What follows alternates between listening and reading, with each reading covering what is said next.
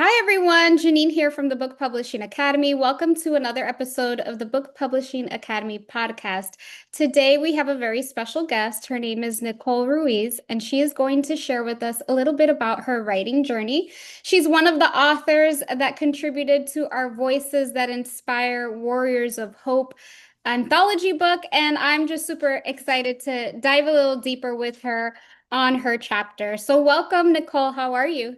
Thank you. It's an honor to be here. I'm doing great. How are you today? I'm doing great. I'm super excited to chat more with you and learn a little more about your chapter and your journey as an author. So, tell everyone just a little bit about yourself. So, I am Nikole. I am a single mom. I live in the West Valley of Arizona. I am very involved with my church, Palm Valley Church. They have a group called Celebrate Recovery that helped me find sobriety almost 5 years ago now. And I love being a part of that and volunteering. I also work for White Tank's Physical Therapy, which is my dad's business. He's a physical therapist. And so it's really a family business. My mom works there, my sister.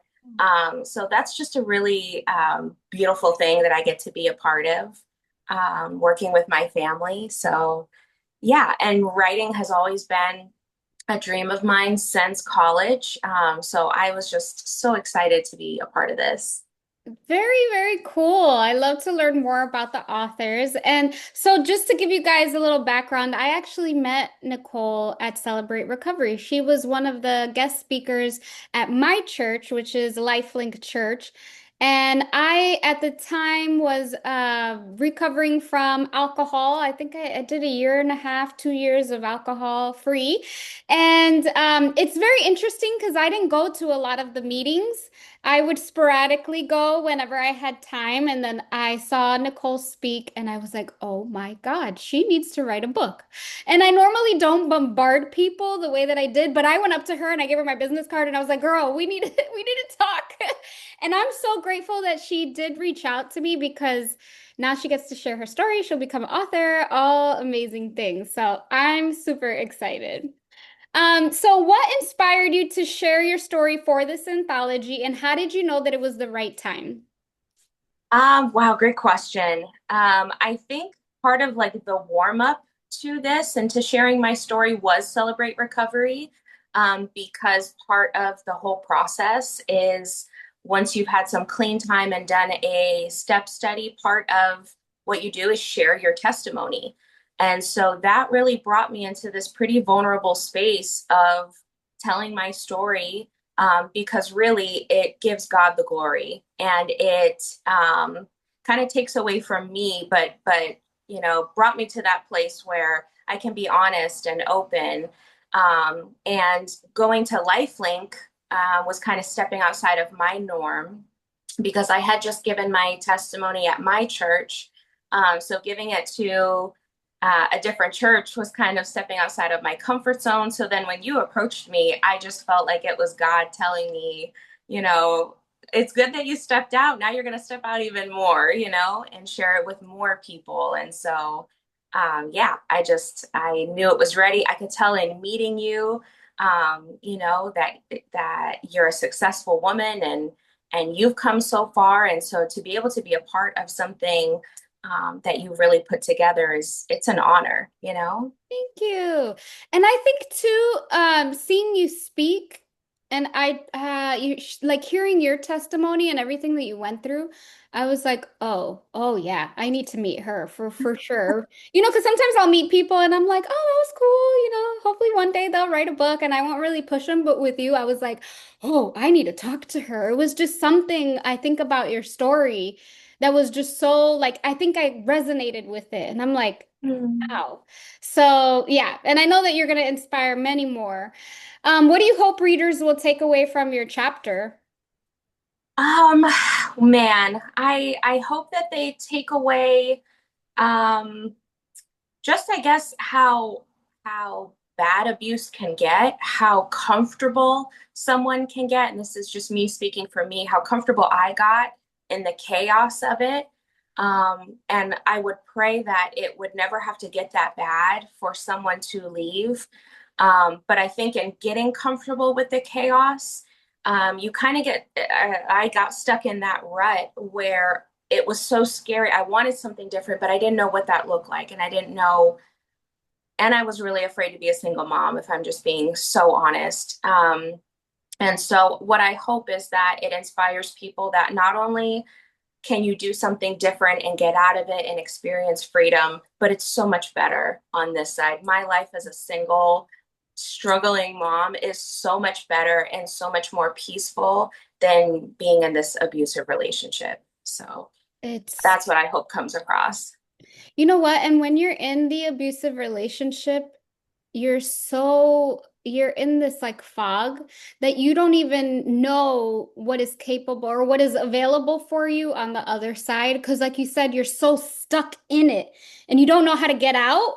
Yes. And so I'll share with you. So yesterday, so I'm in a relationship, and yesterday I wrote a letter to my partner, and I just told him like, you don't understand like how calm it feels to be with you, how peaceful it feels to be with you, like how like it's a complete 180 or three, whatever you call it. But it because when you're in it, it's so much chaos, and a lot of people, like for me, at least I had a lot of suicide ideation because I was just like, I don't know how to get out of this, or put me in a mental institute because there has to be something wrong with me going through this. So I think you touching on that of like, there's so much joy on the other side, whether you choose to be by yourself or you choose to finally meet someone that is healthy. The feeling is just amazing. So if you just like hold on just one more day and not give up, there is joy on the other side of it. So, Yes, absolutely. It takes like one courageous act to just get out of it. And then, yes, the experience of freedom and peace, serenity that you get afterward, it's so worth it. so amazing. Yes. Um, so writing about personal experiences can be deeply like emotional. What was the most challenging part for you when writing your chapter and putting it into words? Great question. A lot of it was difficult, but specifically the abuse, and not just the physical abuse. There was a lot of psychological abuse that I endured. A lot of it involved drugs, and so kind of revisiting that, especially being on this side of it and being clean and healthy and this renewed relationship I have with God. So kind of dipping my toes back into that just dark life that I was living was pretty difficult. And then trying to be as authentic as I could and as detailed as I could too. I wanted people to really feel what I went through. But in order to do that, obviously, I had to feel it again. And so that was really difficult, but I have such a great support team. I have a sponsor. I just have a bunch of women, that I keep connected with, that really supported me through that. Yeah. And it takes a lot of courage to be able to write your story, your chapter, and put it on paper. It's way different than speaking it. Yeah. I find that when I write, it becomes it's therapeutic, but sometimes you gotta step away from it because it's like, oh my God, you know what I mean? Yes. And you'll find, and I don't know if you journal, but sometimes I go back into my journals or I go back to like old books that I've written and I read it and I'm like, I went through that. I can't believe, because sometimes our trauma will like block it from our memory. And then Yes. I go back and I'm like, he did that? I didn't remember. And Yeah. so it's very, very interesting to write it down on a piece of paper and like see it come to life. Absolutely. It can be, like you said, therapeutic because it's kind of like a form of release. Like it's getting it out, it's on paper, and then it doesn't have to live in my head anymore? Was there a point in the writing where you felt like a breakthrough for yourself, or has that happened for you since you left that relationship? Um, I definitely had a breakthrough in therapy. What I think I experienced in writing, though, was just to finally have a creative outlet, which felt so good. And as a single mom, sometimes you just kind of get into this routine, right? And creatively, I don't really get to like exercise that. Um, and so it was almost like discovering this part of myself that I really hadn't met in a really long time. And so that felt really good. That was definitely therapeutic.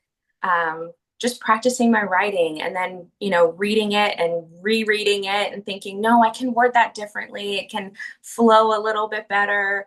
I just love the process of writing and creating, expressing this story, these experiences that I went through. It's such an awesome experience. I love it. And maybe there's other avenues like documentaries. You could always do a documentary on your story.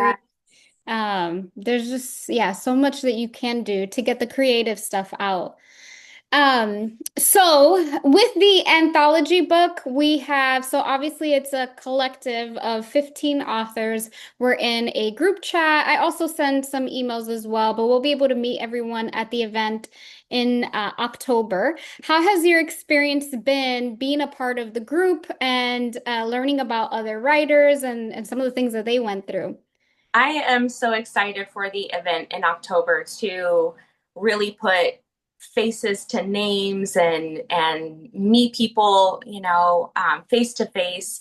It's been so incredible, just hearing bits and pieces about other people, the other authors. I went through just because I'm nosy. I went through and I read everyone else's kind of like bio, and I'm just so excited to meet the other authors, and just kind of see what's their personality like. I can't wait to read their stories and see, what they went through and what's their experience now. So it's just been so cool. I have never been a part of a book, obviously, but especially an anthology book. So it's just so cool to be a part of this book where there's all these different personalities and experiences. So I can't wait for October. It's going to be so fun. Yeah, and I think it's super cool too to like sometimes, at least for me, sometimes I meet people and I'm like, oh, they look very well put together. And then when you get to know them, I'm like, oh my God, they went through the same thing as I did. They went through abuse or alcoholism or childhood trauma. So when you get to know people, it really just opens your eyes of like, oh my God, if I share my story, I can help other people. And I'm gonna meet other people that are similar to me. I know the day that I went, my first time going to celebrate recovery, I was blown away and I was like overwhelmed with like this good joy. And I remember telling my pastor, I'm like, I am home. Like, because for a long time, I always felt coming to church at least that everyone else was perfect and I was the broken one, the one that had all the issues, and everyone lived in white picket fences, homes, and I was just this ball of chaos. And then when I went to celebrate recovery, I'm like, oh, okay, there's other people just like me, and we all have gone through something. And it was also very interesting because some of the people there, I was like, oh, I thought you lived in a white picket fence home. You know what I mean? So it just like really shifts your perspective. So it's going to be really exciting to meet all the other authors and hear more of their stories. I agree with that. Absolutely. Yeah. So how has this project influenced your confidence and your storytelling like abilities moving forward? Like, do you see yourself doing more podcasts, maybe writing your own book? Like, what do you see for your future? Yeah, absolutely. I love doing the podcast. It's so fun. I was on Rowdy's for his is AZ Speak Life. Yep. I'll plug his. It was such a fun experience. I am definitely interested in writing my own book. I don't know what that looks like yet, but that is absolutely an interest of mine. Like I said, just this whole experience really woke up this creative part of myself that I knew I always loved it. But again, life happened and you kind of get in survival mode and you don't get to um, like nurture that part of yourself, right? And so I don't know what that looks like yet. I've even thought of and we talked about it at the Speak Life. They were kind of speaking it over me, which was so beautiful. I thought about writing my own devotional, Mm. like for the Bible app, and having it kind of geared toward women or men that have been in abusive relationships and kind of fighting the freedom and escaping that relationship. So Mm, I don't know what that looks like yet, but I'm open to whatever God has in store for me. that would be good. And I do feel, from my experience, like when you're in the abuse, you're searching for things like that. You're either going down the rabbit hole on YouTube, educating yourself, you're reading books, you're praying, you're doing all of the things, trying to get help. So I think if you did a book like that, it would really do well because that's what we do. We just search and try to understand, like, am I crazy? What's going on? Why is this happening to me? You know? Absolutely. Yeah. There's definitely a market for it. Um, Definitely. if you could speak directly to a reader who's going through something similar as what you experienced and what you wrote about, what would you say to them? Oh, wow. Um, that's so hard. I would want to give them a hug Mm. and just let them know you're not crazy. It feels crazy what you're going through. And there's this constant like self-doubt of, am I really being abused? Do I just continue to make mistakes? And am I the wrong one in this relationship? And I would tell them you're not. You are being abused mentally, physically, whatever it is.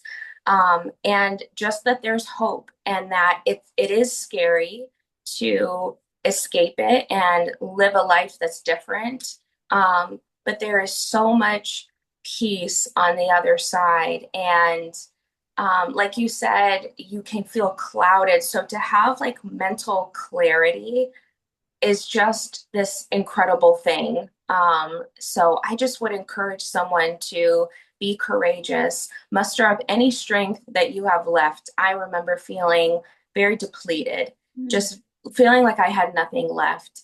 But any ounce of strength I had left, I used it to leave. And I would encourage someone to do the same thing because life is so much better on the other side. And I vouch for that. Yes. Second that. Yes, and I really wish the hug part because that's like one of the things you truly need when you're Yeah. um awesome. So what is next for you after this anthology and any last minute words that you'd like to leave our viewers and listeners? I was inspired when I went to your church, and so I am giving my testimony at a different church in September. So I'm excited about that. I might keep that ball rolling and just kind of visit a bunch of different churches in Arizona and continue to get my story out there. I definitely want to pray on the devotional and writing my book, and just kind of creatively where God wants to take me with that because I'm completely open to it. Um, and any last words? Work with Janine. She knows what she's doing. She is such an incredible woman. And I just feel so grateful that I was able to be a part of this. And I hope it inspires people. I hope it makes a difference. I hope somebody reads my story, relates to it, and gets that courage to leave that relationship and experience freedom. Yeah, I agree. Thank you so much. I truly, truly appreciate you. It has been a pleasure meeting you, and I'm super excited to see you with the book at the book launch event. So it's gonna be amazing. And guys, if you're listening or tuning in, the event is October 4th. It's going to be a test-style Mexican kitchen in downtown Phoenix. We're going to be there from 4 to 6. You can come support us by eating some tacos. And we're also going to be reading excerpts from the book, and we'll have book books for sale. Proceeds of the book sales will go to She Thrives Foundation. They are a nonprofit that specializes in helping women leave domestic violence relationships, and they help them with getting their education and financial literacy so that they can get out of the situation. So we would love if you could support us. And thank you so much, Nikole. I cannot wait for the event. Just a couple more months and I'll see you. And yeah, guys, if you're tuning in, make sure that you subscribe, you like, you comment, you share with a friend, and I will see you on the next episode. Thank you so much.